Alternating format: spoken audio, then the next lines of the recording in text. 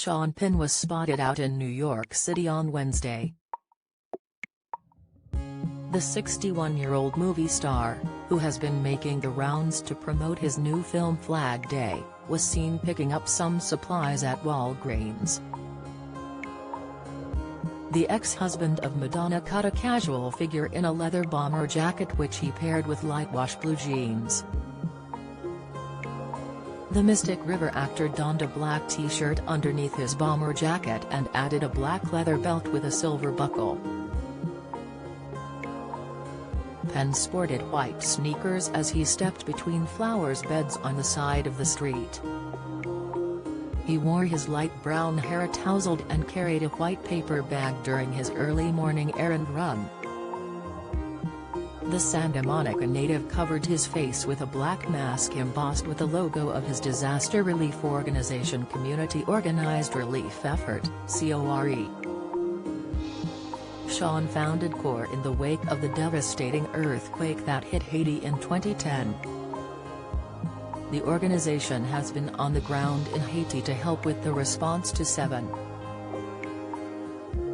magnitude earthquake that struck the Caribbean country almost 2 weeks ago. CORE recently partnered with businesses and local governments to expand COVID-19 testing and vaccinations across the United States. The organization is now distributing free vaccines in Haiti and operating free test sites across the island. During a recent interview, Penn said he believes coronavirus vaccines should be mandatory. He has urged everyone to have their COVID-19 jab, unless medically exempt, and he has called for the movie industry and other businesses to take the lead by insisting employees get vaccinated amid the pandemic.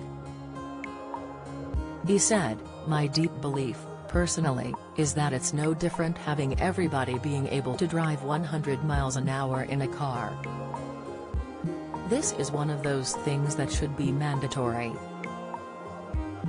I think that vaccines need to be mandatory and that businesses, the movie business and all businesses, need to take the lead and not be so timid when dealing with their collective bargaining partners." The Into the Wild star also insisted there is no excuse for anyone claiming there is not enough information available about the vaccine. Speaking to Yahoo Entertainment, he added, "There's different kinds of hesitancies, and so I don't think that there's much excuse to not know the information available anymore. That's part of why I think it should be mandatory.